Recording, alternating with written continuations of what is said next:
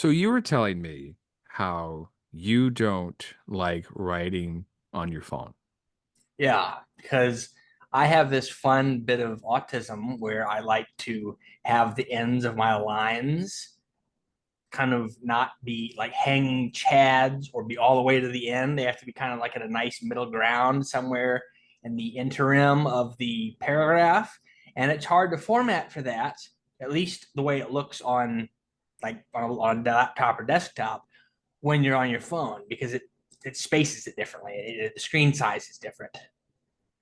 See, that's interesting. I haven't written anything on a laptop in years, probably. Like every time, everything we do together, you send me a Google Doc and then I edit it on my phone and I rewrite it on my phone.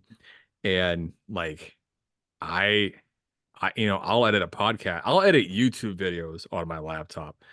But what I love most about being able to do stuff on my phone is like, oh, it's right there in my pocket. Or if I don't have a set writing time. It's Yeah. just kind of whenever I can squeeze time out of the day, you know. Makes sense. I mean, there's trade-offs to both because the thing is, I like writing on a laptop or desktop if I have one, but mostly it's been a laptop for about the last 5 to 10 years, really. I like writing on a laptop because I have a keyboard, like an actual keyboard Mhm. that I can physically feel, have my hands on, and I mean, I don't really type, but I've sort of perfected the art of hunt and peck to the point where I have about a 60 word per minute, typing speed. Um, Is that fast? I guess. I mean, I don't know if it's fast because it's not really hunt and peck, but I've pretty much figured out. I've sort of jerry rigged my own ability to type, if that makes any sense. Explain. Well, we got to take it back a step. There was when I was in elementary school, they still had typing classes. I Like remember those. they would sit you down and they had type to learn, where you would like play games they were supposed to teach you how to type. Well, I always didn't. I never really cared. I just sort of went through the motions because I guess it was a class, Yeah. and I was a little autistic kid who didn't give a damn. And the games were fun. I had fun with them more than I learned anything. But something must have seeped in because even though I'm years later still not really a professional typer or typist, I can type with pretty good efficiency and Sure. manage to get good speed and good accurate, mostly good accuracy. Most of the inaccuracy I have is because my fingers are clumsy. It's not because I don't know where the letters are. It's because my fingers are clumsy and I have almost like functional dyslexia, not real dyslexia, but dyslexia. And then, oh, I hit the wrong key because I just did something stupid.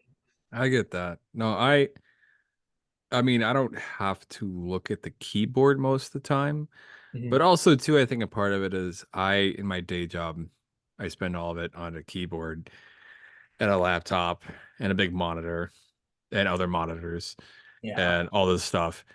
And I don't know. I like the phone is different. It feels like a little running notebook, Mm-hmm. because I remember I never, I mean, when I was a kid and, you know, I remember like just scrounging for paper to write on, Mm-hmm. right? Like I'm like, oh, and I would just write on like random scraps, you know, Yeah. and now as an adult, I'm like, because that never transitioned to an organized notebook for me. I Right. was never that guy.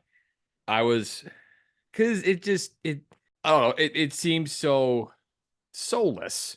Like there wasn't any, it didn't feel like there was any art to it, you Mm-hmm. know. And for some reason, a phone feels differently. For some reason, of you're like your phone is like an extension of who you are. It's like our brains live in our phones now, and I'm like, oh, this is like a running journal. It's a notepad. It's I can, we're gonna run everything through a spell check anyway, but like that's the final stage of the production on a story. But like me, I love like in that last hour before you go to bed and you're laying in bed, and you're just winding down, and I'm going through and I'm like, you can cut that, cut that, cut that, cut that, and then like add these lines here and stuff. But it's all just like on my phone. It's so just portable. Yeah. And I know like That's these are the things that people were bragging about Blackberries 15 years ago. So I'm always behind the times. But Well, I mean, it's so interesting you say that because there's lots of, especially more, I don't want to say classical, maybe old school authors and writers and so on, who would just scream from the rooftops about someone saying what you've just said about phones because, oh, a keyboard is so much better, or if they're really old school, a typewriter, or even more old school, a physical notebook, writing in a notebook or writing on paper. um, but that's basically what it is. It comes down to what is most convenient for you, what is most comfortable for the individual, and what gives them the best return on investment. Because exactly. yeah. And like my wife's cousins are, I mean, I don't know if hipsters are the right word, but they're fucking cool, right? Like they're cool. They're in their mid 20s. And I think those kids are the fucking coolest, right? Because I go to their apartments and there's like old typewriters and records, but it's real minimalist, but it's decorated because they all went to design school, right? So their apartments look fucking awesome. And I'm like, God damn, I was living in like crack neighborhoods when I was 26. And this looks like a Wes Anderson set. Like and and they're the type that like I could see them using a typewriter. But also like it's like you said, it's whatever is your jam, Yeah. to invest your identity in a action or a piece of technology or like a method and be so invested in it.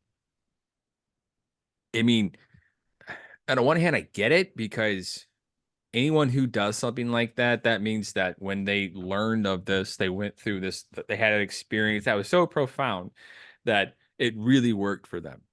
You get a lot of people that like did the military around the same time frame I did, or they got out a couple years before I got in, or whatever.